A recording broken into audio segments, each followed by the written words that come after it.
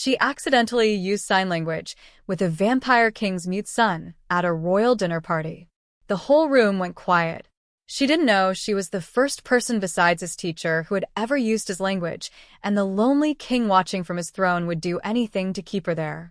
The crystal cups caught the candle flames like frozen stars. Lena's hands shook as she held the silver tray, walking between lords in velvet robes and ladies covered in jewels. She had worked in the palace for 3 months, and she still wasn't used to the feel of vampire eyes watching her every move. "More wine for Lord Cassius," whispered the head servant, pushing her toward the high table. Lena's heart pounded. The high table was where the king sat. She had only seen King Aldrich from far away, a man who looked like he was carved from marble and shadows, with eyes that could freeze your blood. Tonight he wore black armor even at dinner, as if he expected a war to start between the soup and dessert. But it wasn't the king that made her stop. It was the small boy sitting next to him. Prince Alaric looked about 7 years old. While the nobles laughed and clinked their glasses around him, the child sat perfectly still, staring at his plate of food he hadn't touched. His dark hair fell across his pale cheeks, and his small hands rested in his lap like hurt birds. No one talked to him. No one even looked at him. Lena walked toward the table, her footsteps silent on the marble floor. She reached for the king's empty cup, moving carefully and exactly as she'd been taught. "Don't look anyone in the eye. Don't speak unless someone speaks to you. Don't."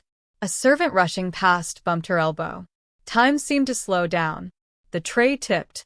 3 crystal cups slid toward the edge, spinning through the air in a shower of silver and glass. They crashed onto the table right in front of Prince Alaric. Red wine splashed across the white tablecloth like fresh blood. The entire hall went silent. 500 conversations stopped mid-sentence. Forks froze halfway to people's mouths. Even the musicians in the corner stopped playing, the final note hanging in the air like a held breath. Lena's knees hit the floor.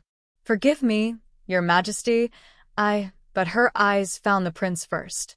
Wine had splashed across his sleeve. A piece of broken crystal lay inches from his hand.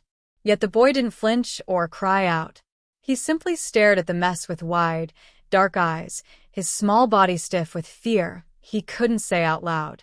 Without thinking, Lena's hands moved. "Are you okay?" She signed quickly, without planning to, the same way she'd signed to her little brother back in the village before the sickness took him.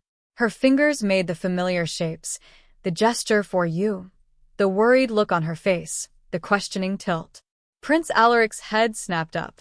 His eyes met hers. Truly met them for the first time. They were the color of midnight, huge in his small face, and suddenly filled with something that looked like lightning trapped in a jar. The prince's hands flew up from his lap. "I'm fine," he signed back, his movements quick with excitement. "You can sign." "You know how." His little hands trembled as they made the words, moving so fast they blurred together. A smile broke across his face, the kind of smile that hadn't seen sunlight in too long. "No one can sign except my teacher," Alaric continued, leaning forward in his chair. "Are you new? What's your name? Do you know the sign for dragon? I learned it yesterday." Silence. The king's voice cut through the hall like a knife through silk. Every head turned, every back straightened. Lena felt the word wrap around her throat like a rope. King Aldrich stood up from his throne, rising to his full height. He was tall, impossibly tall, with shoulders that blocked out the candlelight behind him. His crown sat heavy on his head, dark metal decorated with blood-red rubies. He wasn't looking at Lena. He was looking at his son. Prince Alaric's hands froze mid-sign. The smile slid from his face, replaced by that terrible stillness Lena had seen before. The boy's eyes dropped to his lap and his shoulders curled inward, making him even smaller than he already was. The king's eyes shifted to Lena. She couldn't breathe, couldn't move. His eyes were the color of winter storms and just as cold. "You," he said quietly. "Stand." Lena's legs barely held her up as she stood. Around the hall, nobles whispered behind jeweled hands. She caught bits of their words. Signed to the prince. Never seen him respond to anyone. Just a human servant. How dare she? King Aldrich came down from the platform, each step careful and slow. The crowd moved aside before him like water before a ship. He stopped 3 steps from Lena, close enough that she could see the silver threads in his dark hair, the faint scars on his knuckles that told stories of old battles. "Where did you learn that?" His voice was quiet, but it carried through the silent hall like thunder. "In my village, Your Majesty," Lena's voice cracked. "My brother was born deaf. I learned to speak with my hands, so he wouldn't be alone." The king's face didn't change. "Your brother? Where is he now?" Dead, sir. 5 years ago. Something flashed across the king's face, too quick to understand. He glanced back at Prince Alaric, who was watching them with desperate, begging eyes. The nobles waited for the king's decision. A few looked eager, hoping for entertainment. Others seemed uncomfortable, perhaps remembering their own humanity buried deep beneath centuries of being immortal and proud. King Aldrich turned to his steward, a thin vampire with silver glasses who stood near the throne.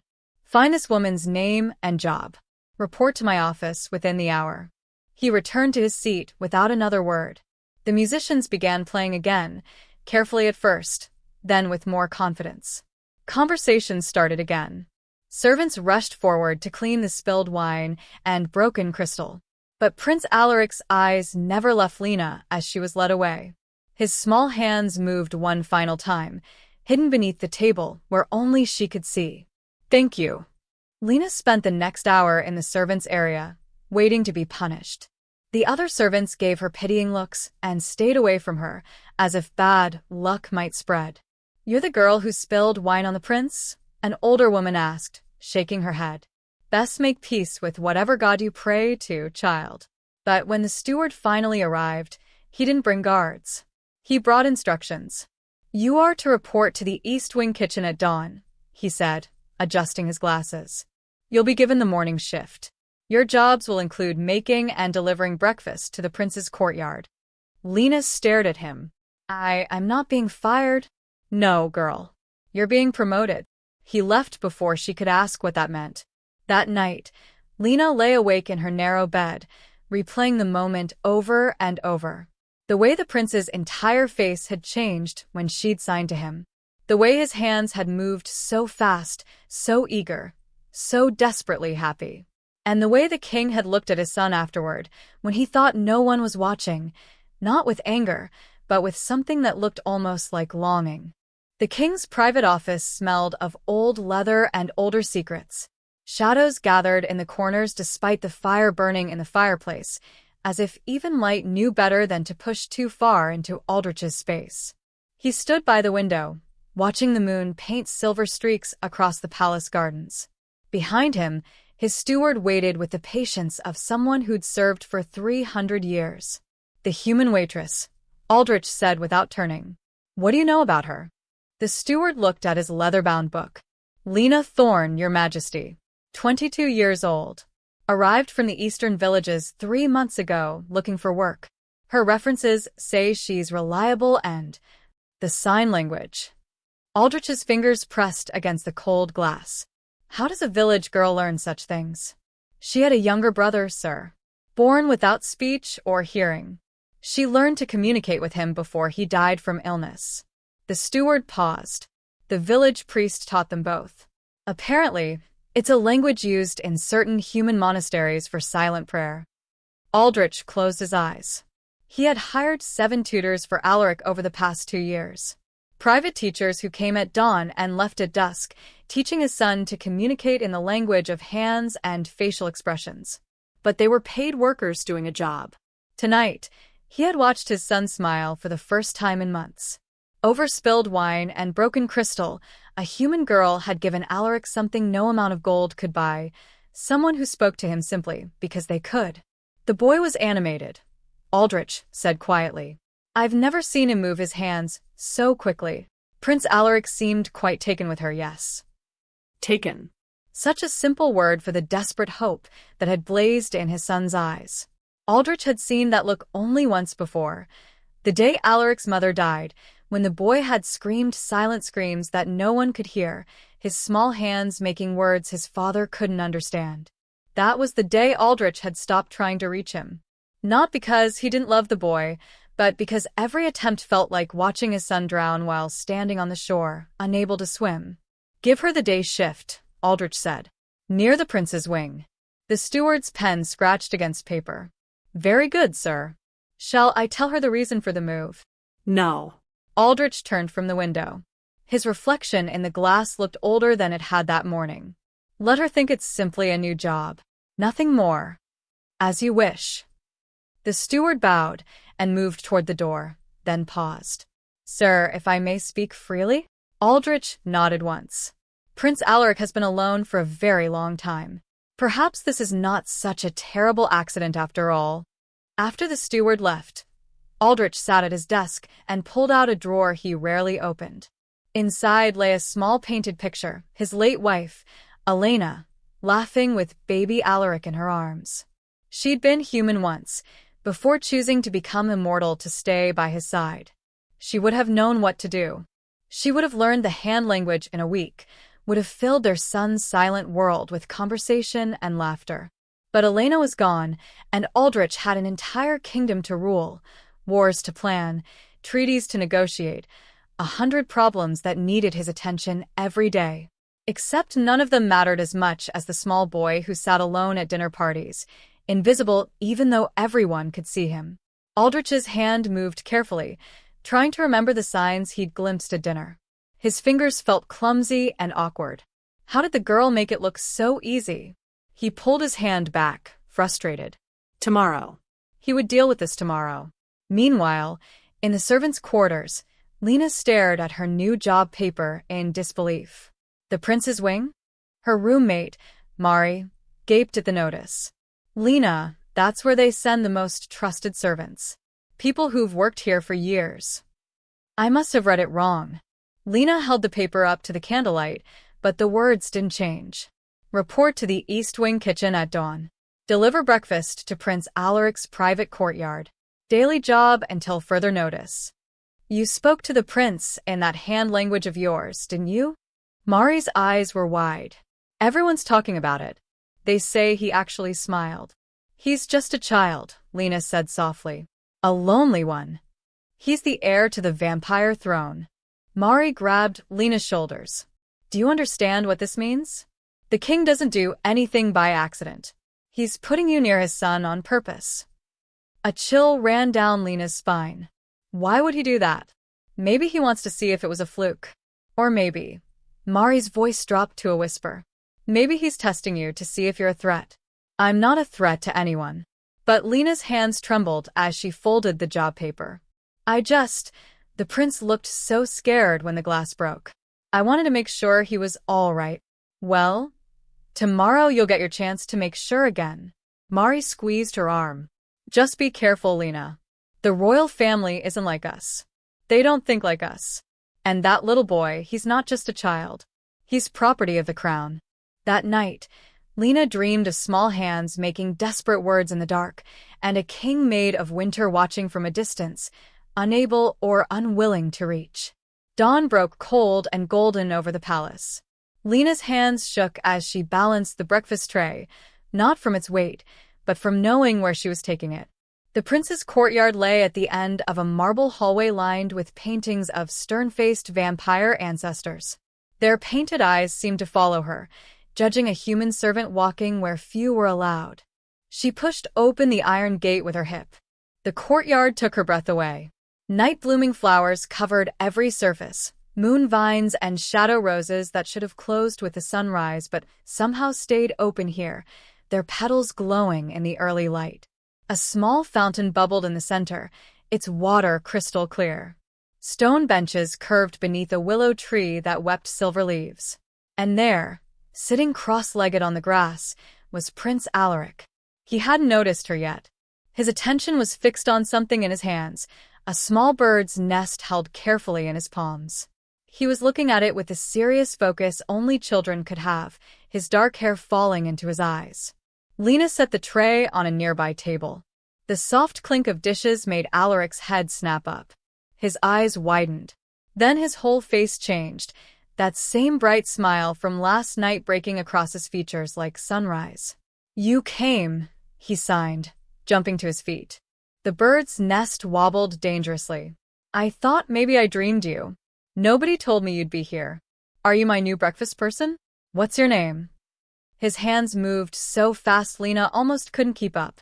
She laughed, setting down the teapot before signing back. Slow down, little prince. Yes, I'm real.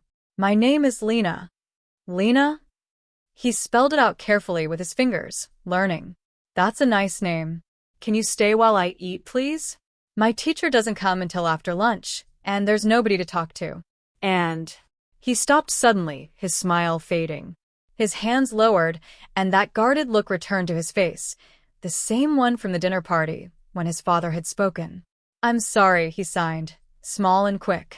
You probably have other work. I shouldn't keep you. For the next hour, Lena learned more about Prince Alaric than she'd thought possible.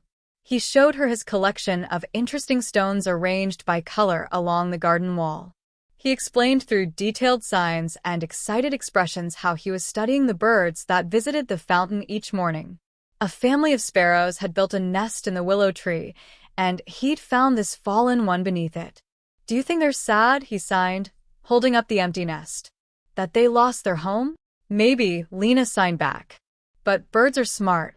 They'll build a new one. I would build them one, but my hands are too big. He looked at his palms sadly. Well, too big for bird nests. Too small for everything else. What do you mean? Alaric hesitated. His hands moved slowly now, carefully. Father has big hands. Warrior hands. He can hold swords and sign important papers and lift heavy things. My hands can only do this. He wiggled his fingers, talking that nobody else understands. I understand. You're the only one, except my teacher. Alaric sat beside her on the grass. Do you know what's funny?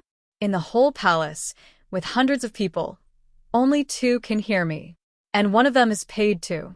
The casual way he said it, as if he'd accepted his isolation as simple fact, made Lena want to gather him up like the fallen nest and promise to keep him safe. Well, now you have me, she signed, and I'm not going anywhere.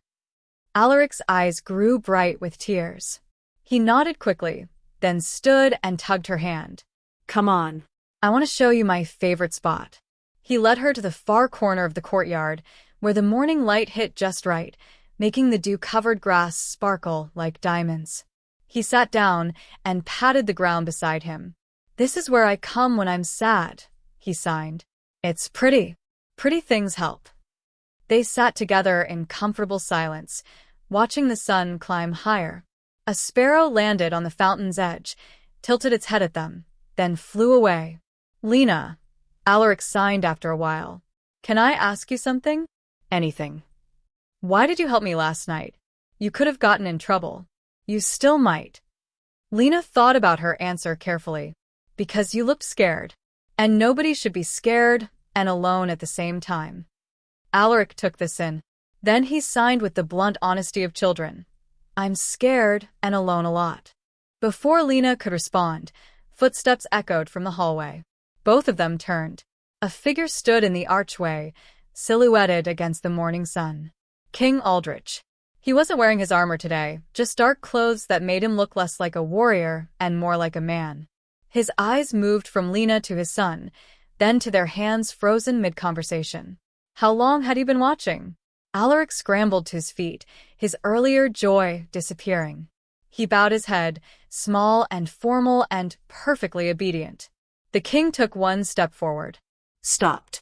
His jaw worked as if he wanted to say something but didn't know how. Finally, he turned and walked away without a word. Alaric sat back down slowly. He didn't sign anything else that morning, just held the bird's nest in his lap and stared at where his father had been standing.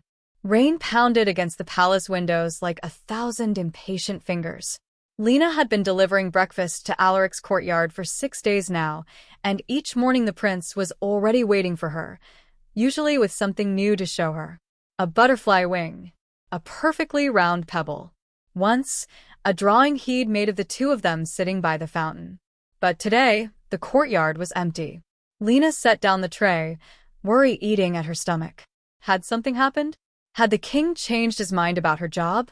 A small hand tugged at her sleeve. She spun around to find Alaric standing behind her, practically shaking with excitement. His hair was damp from the rain, his clothes spotted with water. "Come with me," he signed urgently. "I want to show you something secret." "Prince Alaric, you're soaked." "You should. Please." His eyes were huge and begging. "It's important, and it's inside." How could anyone say no to that face? Alaric grabbed her hand and pulled her through a side door she'd never noticed before, down a narrow servant's passage, then up a spiral staircase that seemed to climb forever.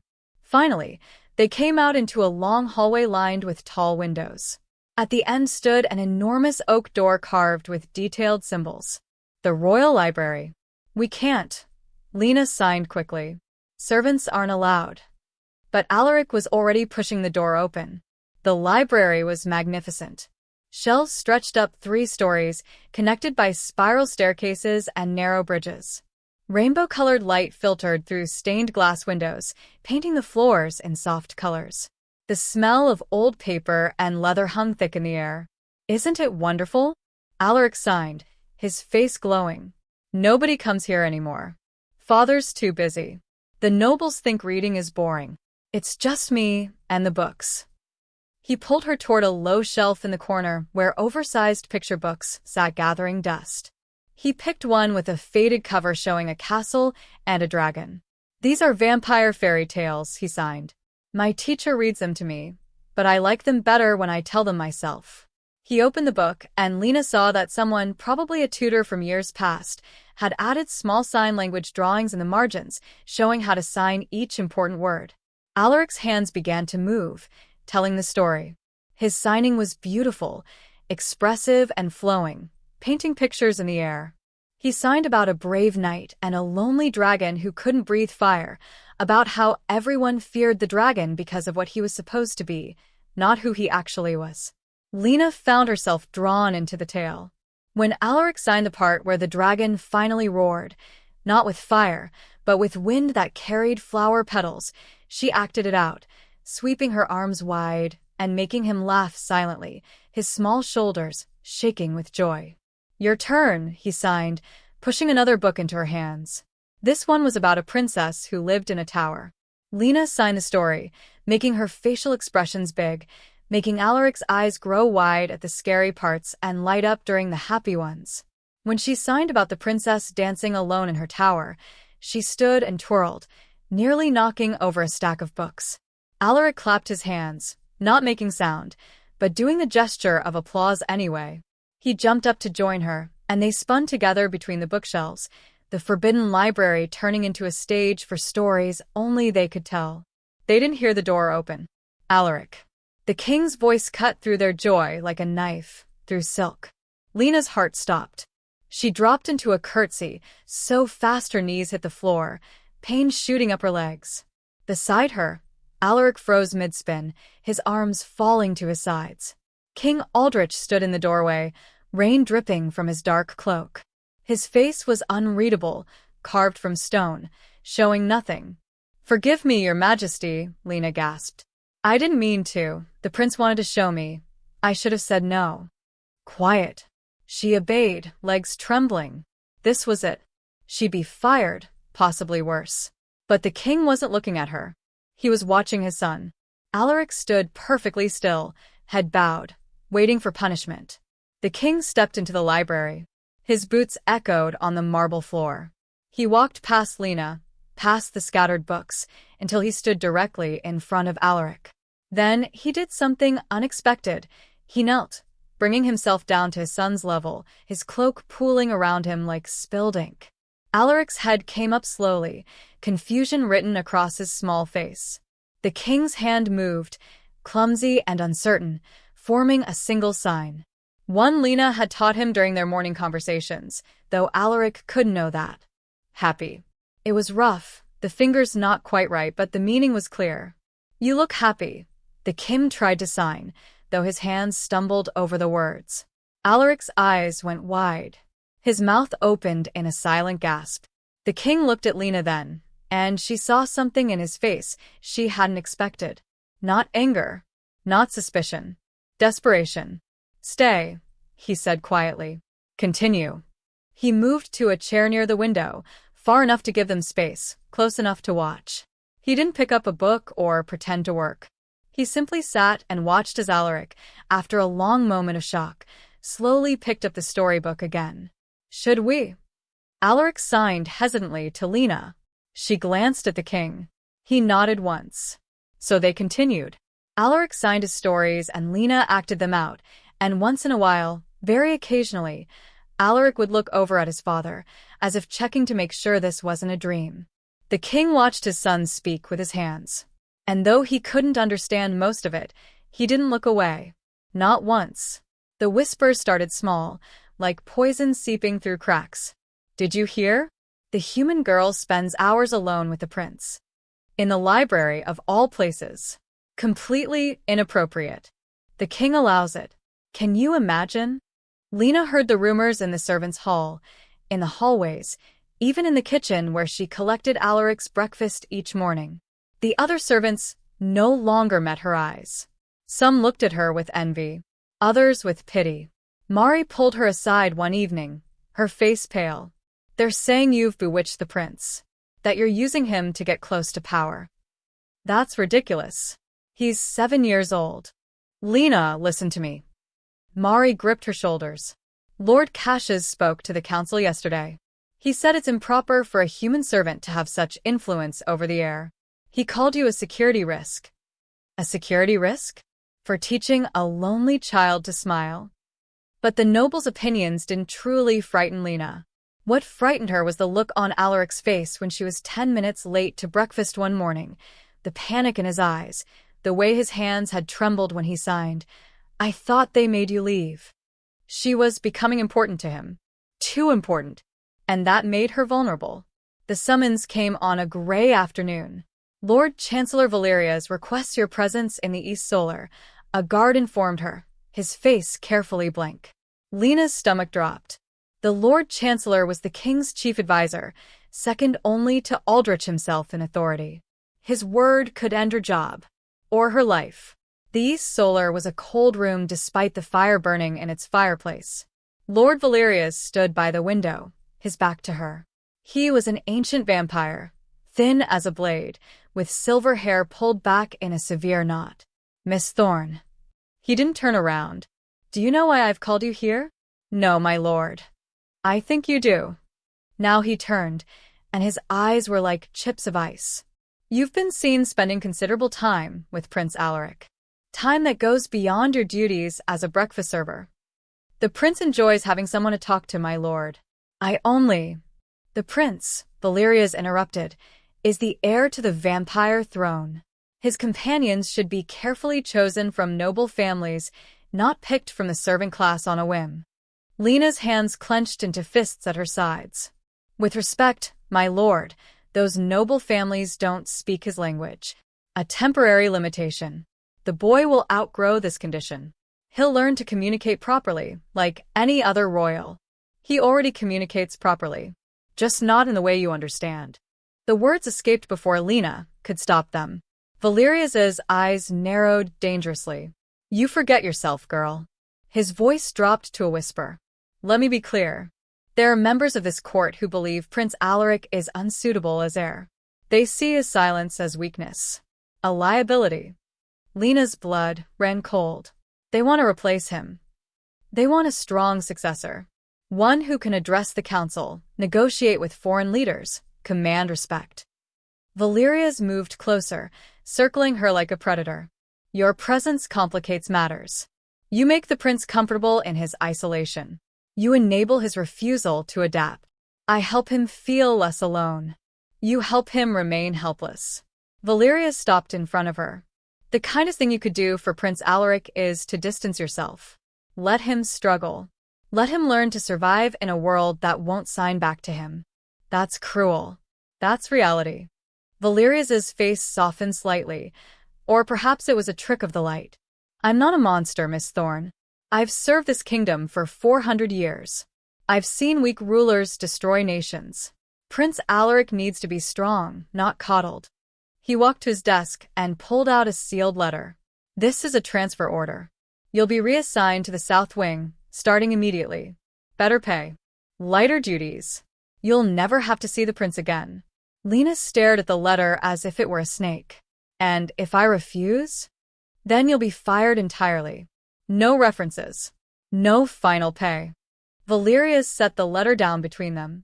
Take the night to think about it. But understand, this is not a negotiation. It's mercy. Lena went to the courtyard the next morning, her heart heavy as stone. She'd spent all night wrestling with the decision. Take the transfer and save her job, or refuse and lose everything. But when she saw Alaric waiting by the fountain, her choice became clear. He knew immediately something was wrong. What happened? He signed, rushing over. You look sad. I'm fine.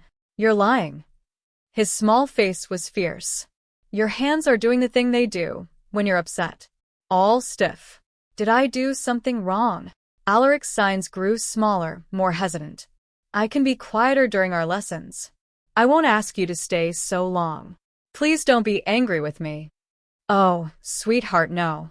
Lena knelt and took his hands in hers. You did nothing wrong. Nothing. Then what? How could she explain that his world was full of people who saw him as a problem to be solved?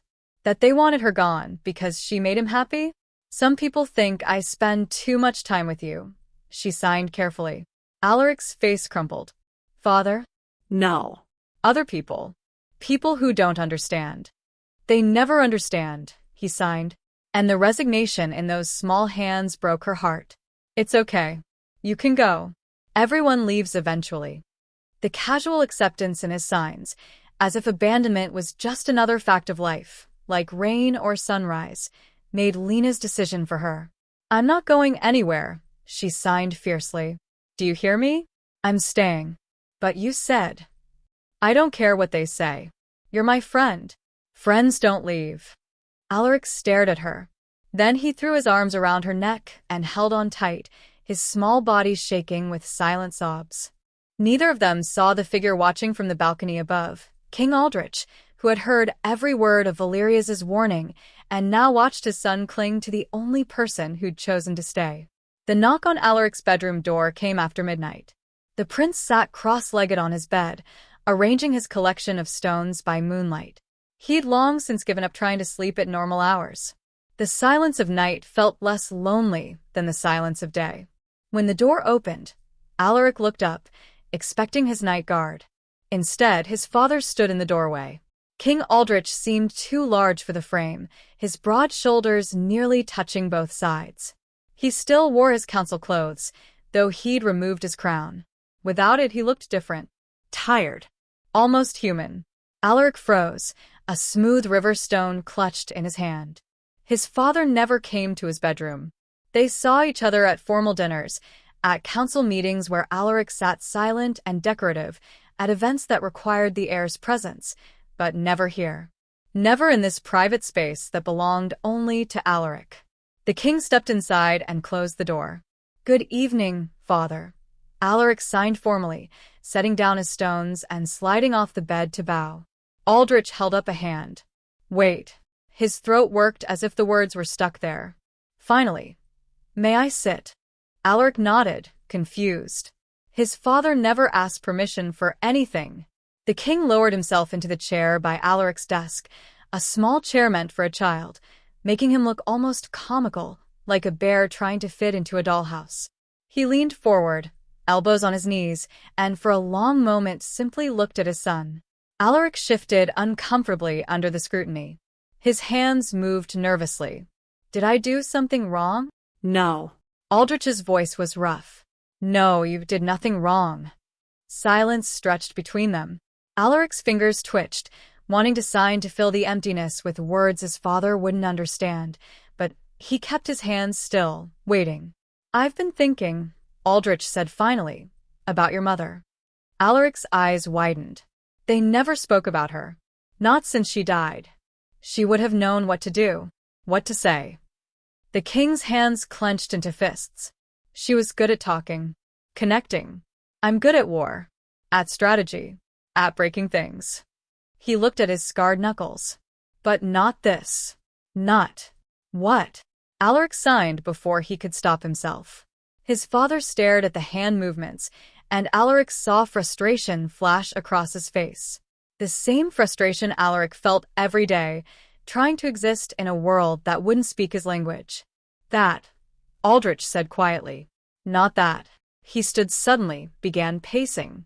The small room made him seem like a caged animal. I've conquered kingdoms, negotiated peace treaties in 5 languages, commanded armies of thousands. But I can't, he stopped, his back to Alaric. I can't talk to my own son. Alaric's chest tightened. He'd never heard his father sound like this.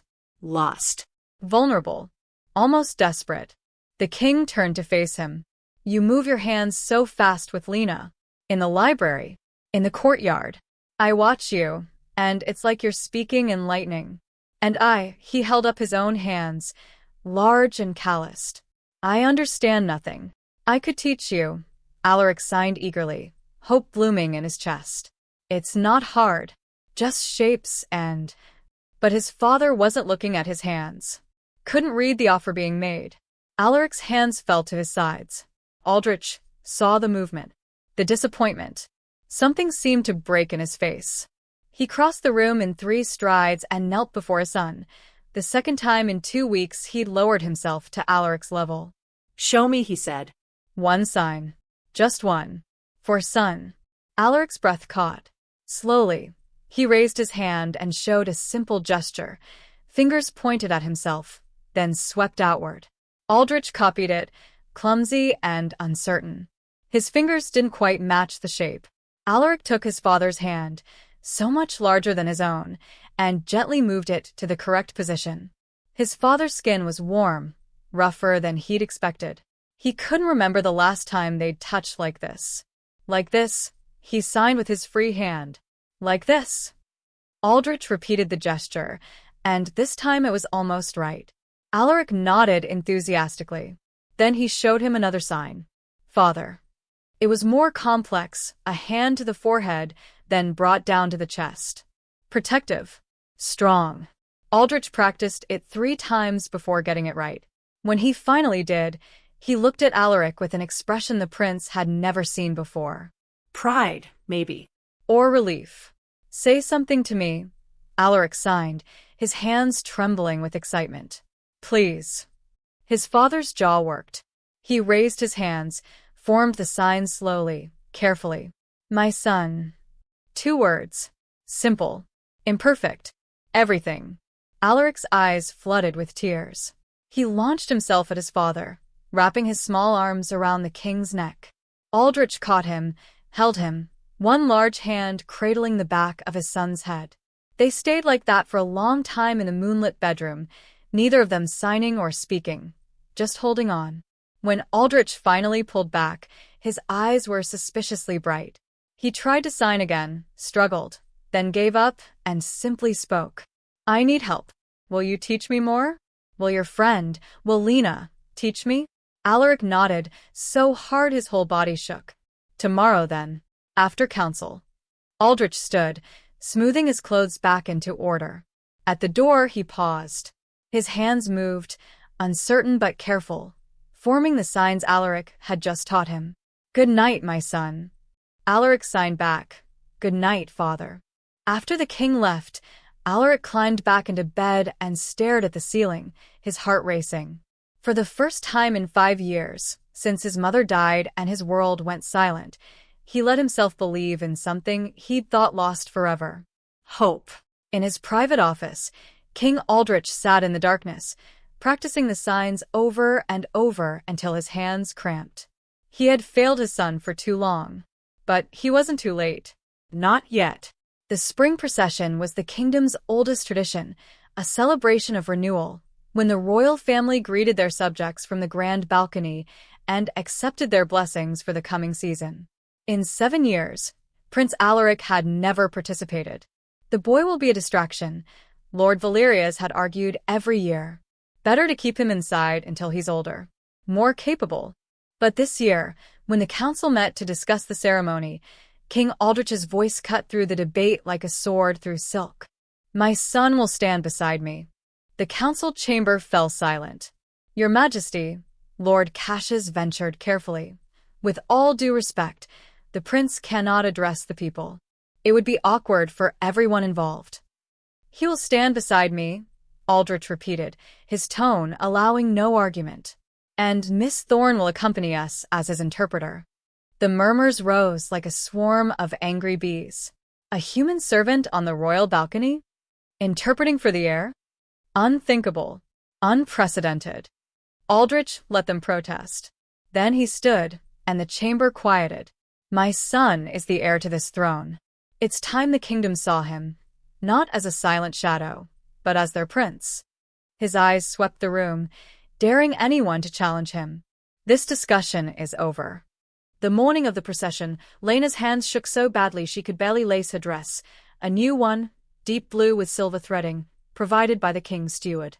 Appropriate for the balcony, he'd said, as if it were perfectly normal for a servant to stand beside royalty. Marie helped pin Lena's hair.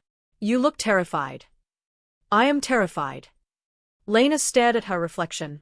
What if I make a mistake? What if I can't translate fast enough? What if?